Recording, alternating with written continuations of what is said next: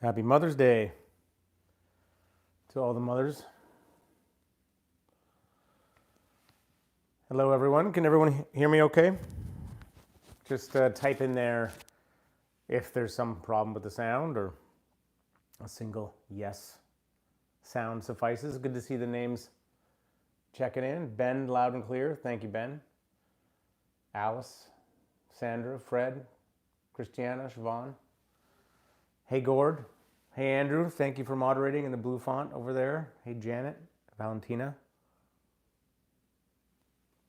Wonderful to see everyone. James, Jennifer, all you people signing in, saying hello, and all the people who are not signing in, who are just hanging out in the background. The very idea of typing on a keyboard and signing into something is anathema to this moment for you, so I understand. If you're here for the first time, this is the Do Nothing Project. My name is Jeff. I will be your host through this landscape of total emptiness, denuded of anything remotely interesting. Sometimes I think of this as the single least interesting place on the entire internet. If you've never been here before, you should know that if the idea of basically nothing happening on the camera, maybe once in a while looking at my kind of slightly slack and drooly face, occasionally dropping a simple cue meditation commute, if that fills you with fear and loathing, then run now while there's still a chance. Or you may find there's something to the whole thing. I mean, of course, your eyes will be closed for most of it, I assume. Anyway, all the regulars, welcome back. It's good to be here. Very happy. This is basically 25-minute meditation.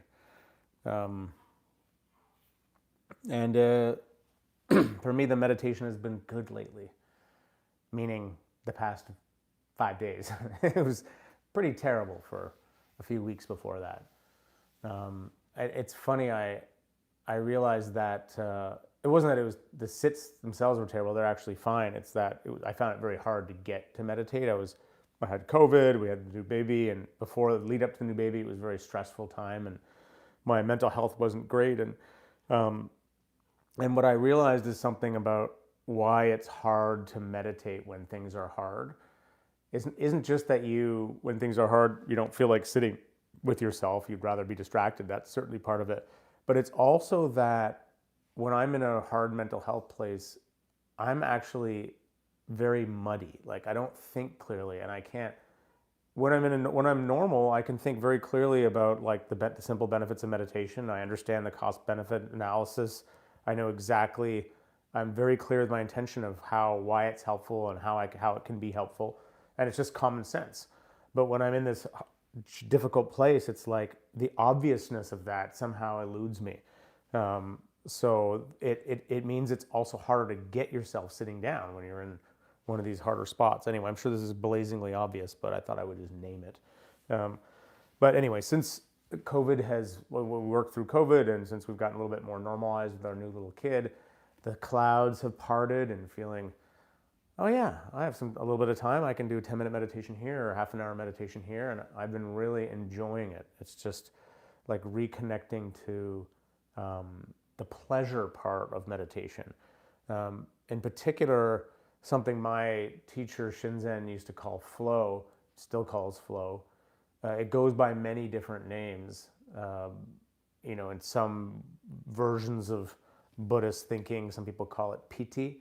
It can be called prana, it can be called chi, it can be called, I know a teacher calls it the shimmer, which I kind of like.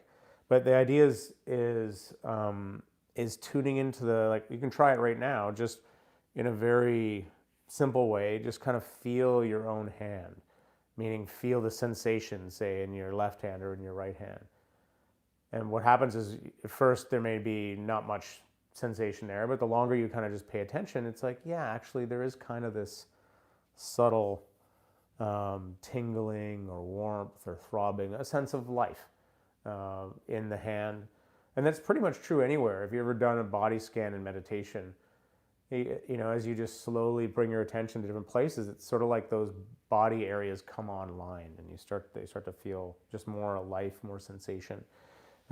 And you can get into this kind of thing with meditation where you're just kind of sitting and opening to that sensation, the sense of movement and flow, the kind of pixelation, and it can be really enjoyable.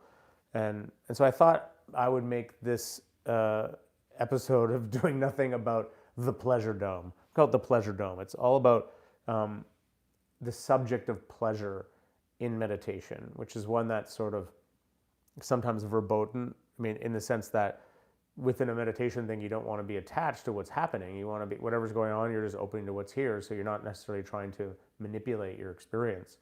And if you set yourself up for wanting something deeply pleasurable, then you might get disappointed. Best to just let what happens happen. Having said that, there's also kind of working smart, which is just, and I found that just choosing ahead of time to kind of be open to the possibility of subtle pleasure in my experience starts to make my experience more noticeably pleasurable. And then to let myself kind of feel that tingly drift of sensation, and then to let my body sort of slowly let the breath kind of ever so gently rock my body. These are some of the different things that you can do to kind of get, I guess, more into it.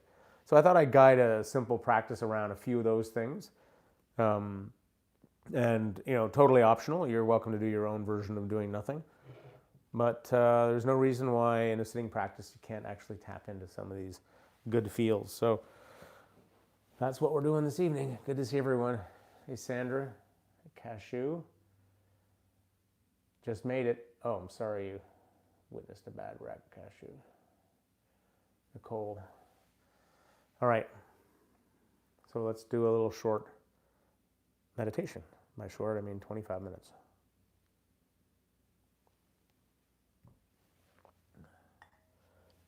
I've still got a bit of the cough from the COVID.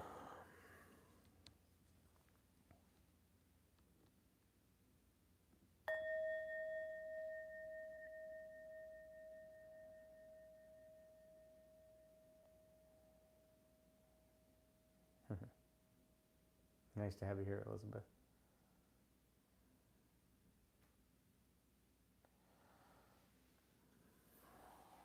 Okay, so just a reminder, if you have your own kind of go-to practice you like to do, you're welcome to do that. Just trust your own instincts. You can follow along with this loose guidance. Your home of 25 minutes intense minimalism here at the end of your weekend, depending on your time zone. Setting us up for the week to come.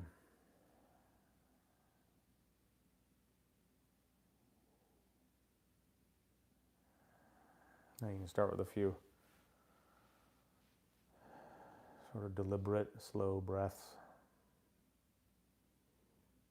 As far as the posture goes, kind of a basic thing is just having your knees below your hips if you can. I mean, depending on how you're sitting. And a straight spine.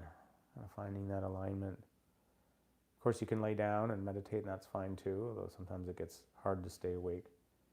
But there is something about the straight spine, if that's available, the alertness, the kind of intention that you're moving into this different space, the space of doing nothing. Something about it adds to the depth of the sit, I find. And you're really just letting everything hang off that central axis, so you don't, ideas that you're not working to stay upright. It's just, they're all stacked in a line, a vertical line. So as you breathe out, you can really relax the whole body. And your body is like a suit of clothes that's on a hanger. And you breathe, as you breathe out, it's like all the folds can begin to like settle.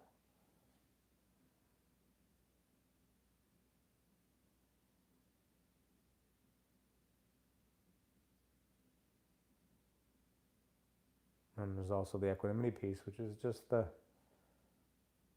it'll be a big theme for this evening. It's the theme of opening, of being so open to experience that it's like there's a kind of balance. Loud sounds or uncomfortable sensations aren't going to pull you out of center. There's this sense of equipoise.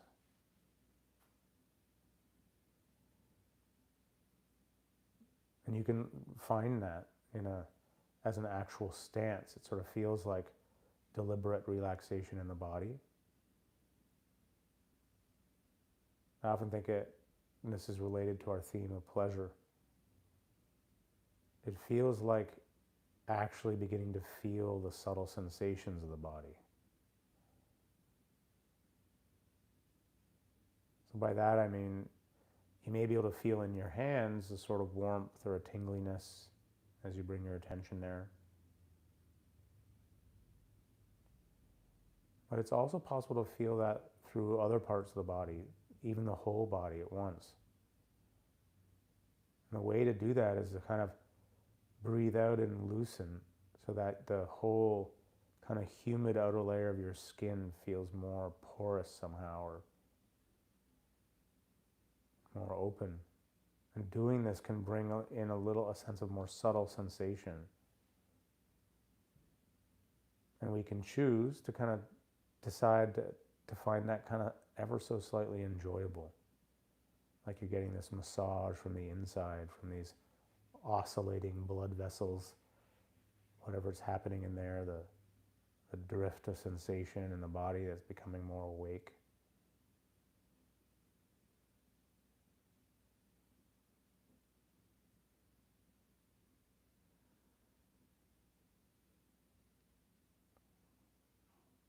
So you can just sit and enjoy that. And you choose a home base, like a specific sensation to focus on, ideally part of the body, just to feel what you're feeling, whether it's the hands or the tingling somewhere else in the body, or the breath. And the last cue I'll give around pleasure is, this teacher, Will Johnson, I like. He says to let the breath slightly rock you.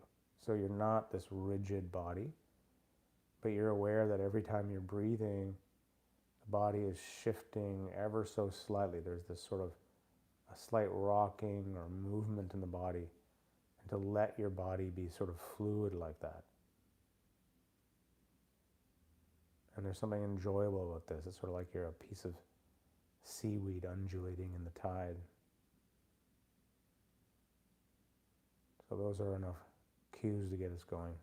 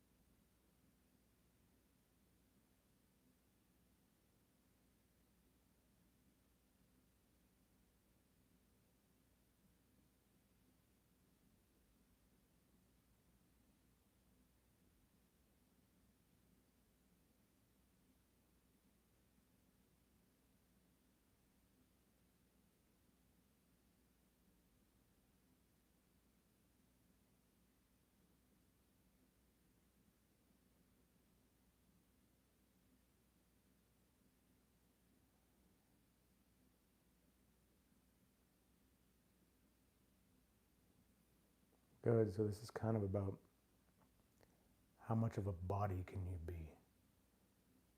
Can you just sink right down into this sort of animal body and let yourself feel what it feels like to be alive here?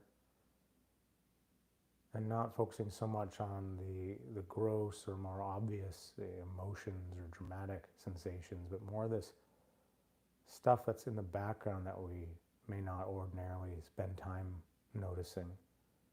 The sense of just the life of the body, the subtle flow or shimmer or vibration or undulation, throbbing, tingling. And we're letting that be a kind of massage, choosing to find it sort of enjoyable in this subtle way. And so if you drift off to a thought or a distraction, you come back to this baseline appreciation for the body, the feeling of being a body, and letting the breath slightly undulate you even as it gets more subtle.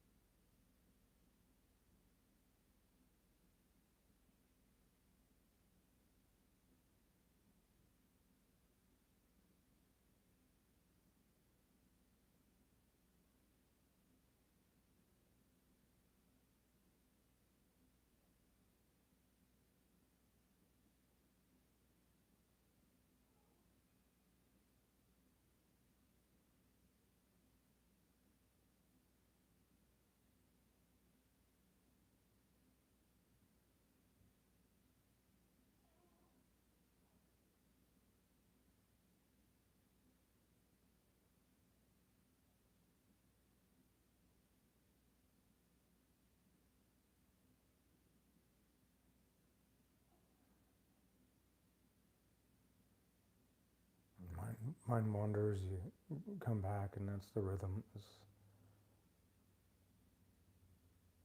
natural rhythm, part of the drift is that drift of attention, but there's also this slow drift of sensation. And there's this thing where you're getting more and more still in the sense of noticing what's here, more quiet. And in the stillness, there's still this subtle movement. They're sort of both there, if that makes sense. You're just being what's here.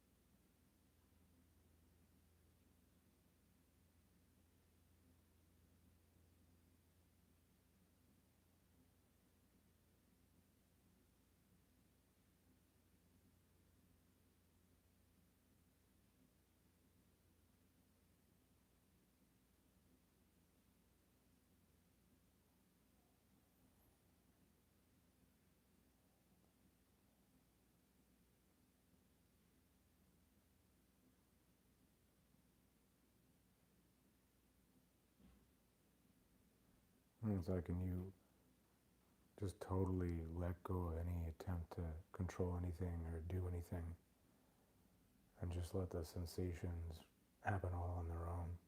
The kind of drift of what's here, just be here.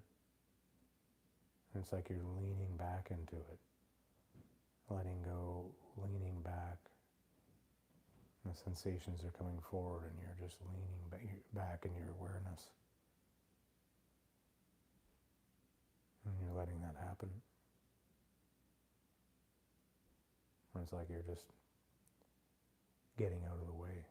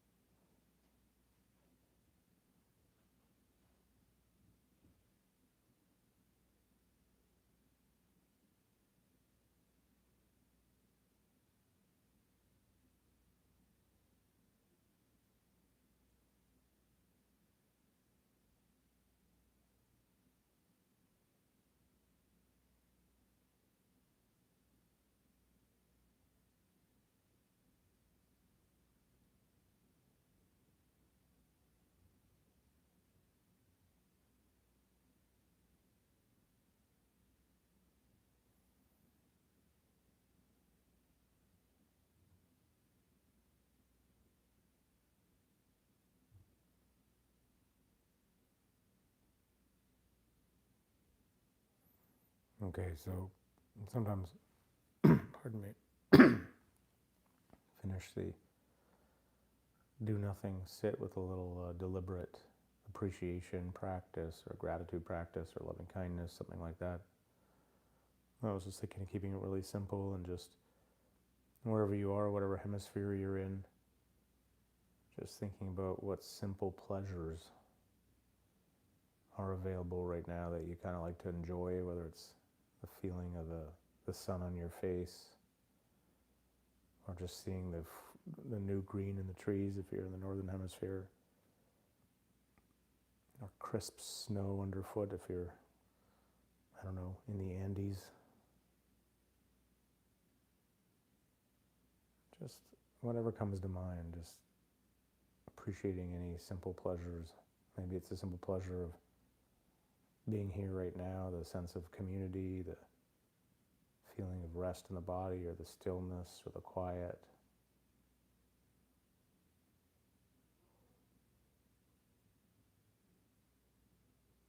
Simple pleasure of seeing, I don't know, kids playing in the park, or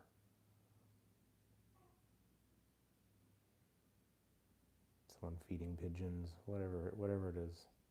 Just letting different images and scenarios and scenes come to mind, or maybe it's just what's here.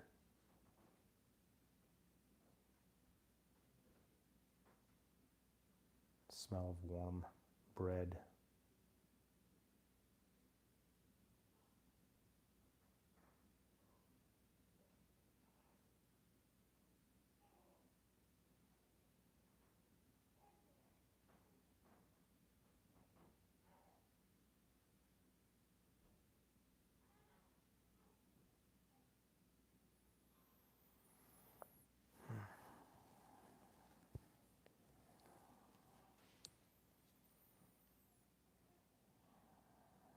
Pleasures of being an animal body.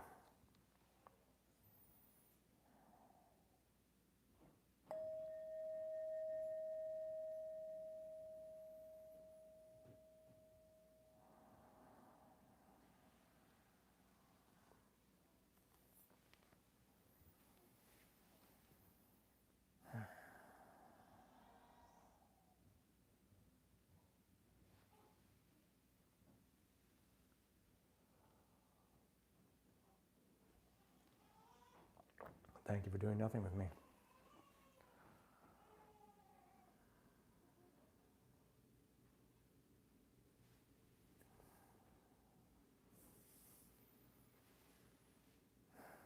Feeling relaxed, Allie. Thank you, Holly. Leonardo and Levy. Thank you for doing nothing with me. Nicole. Nice, Patrick. Must have been waiting to say that. Awesome, Michael. I don't know if you guys can hear that little crying in the over there. That's the new one. Natalie, was this like the jhanas? Well, it's like the beginning of the jhanas, the very beginning. My favorite person on the jhanas is Shayla Catherine. The jhanas are these states of absorption that you get to through over time if you're interested in that in concentration. As a concentration practice, something that becomes available. It takes a lot of work, a certain amount of work, but there's a kind of what they call access concentration. That's sort of like when the mind starts to settle and the body starts to feel kind of awake, and there's an innate kind of equanimity and pleasure and stability and experience. And you could say that's the end. That's like the foyer to the jhanas. So maybe some of you got a taste of that. I kind of had a taste of that. Nicole suffering through COVID too. Oh man, I'm sorry to hear that. I know what that's like. Now I know what that's like. Douglas here's baby. Yeah, that's baby. Baby happening over there. Baby's apparently only awake at night and sleeps during the day. We got a vampire baby. Meg liked the undulating seaweed. Nice. Glad. Nice to see you, Laura. Thank you to all the mamas. Oh, I should have done an appreciation practice for mothers. Oh yeah, so Andrew's got Shayla Catherine written there.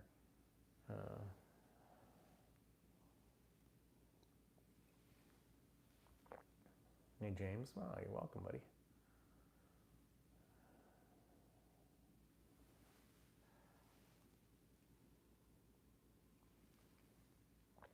Want to see the baby? Hey, Sarah. Sarah, is it weird to introduce people to Sasha? Yeah, just to say hi. All right. I think I can I'm going to show you guys the, we're going to conclude the Pleasure Donut edition with a cameo from one of the world's youngest human beings, as a matter of fact. Natalie's going back to the old doodle. It's cool. Baby time, okay. Is he sleeping? Hey, buddy. He is a sleeper, this one. Thank God, because our first one was not. This guy's. Oh, hey, little guy. Oh, you got a wet diaper. Hey, Sasha. Hey, little guy. This is Sasha. He's sort of like, ah. Sorry, buddy. If you were any older, I'd get your consent, but I thought I'd get this. Oh, here's a little monkey. Little monkey. Oh, the diaper. He is tiny. He's just like the littlest guy. He likes to sleep. Yeah, okay. You can say hi too if you want to, but you don't have to.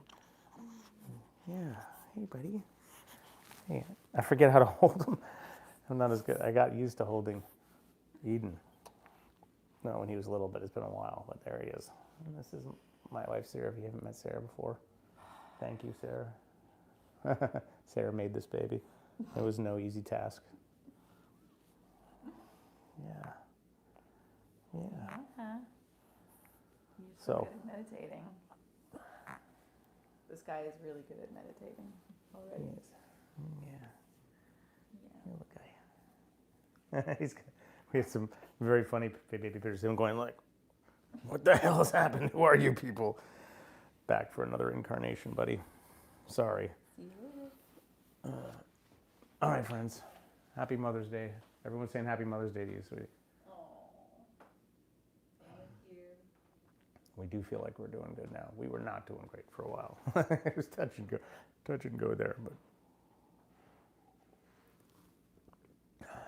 all right, friends. We'll see you next week. Thank you for all the congratulations and the kind words. Yeah, that's our little baby. Now we got two of them. Insanity. Hard to imagine. It's hard to imagine when it's happening. You're like, oh my God. How could I gotta take care of this thing and this thing here? Yes, you do.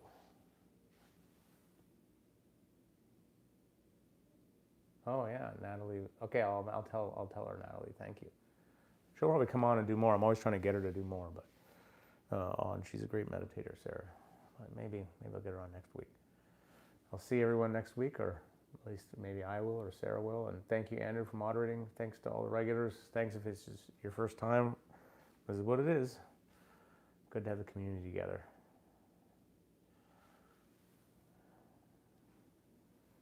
Everybody sleep well.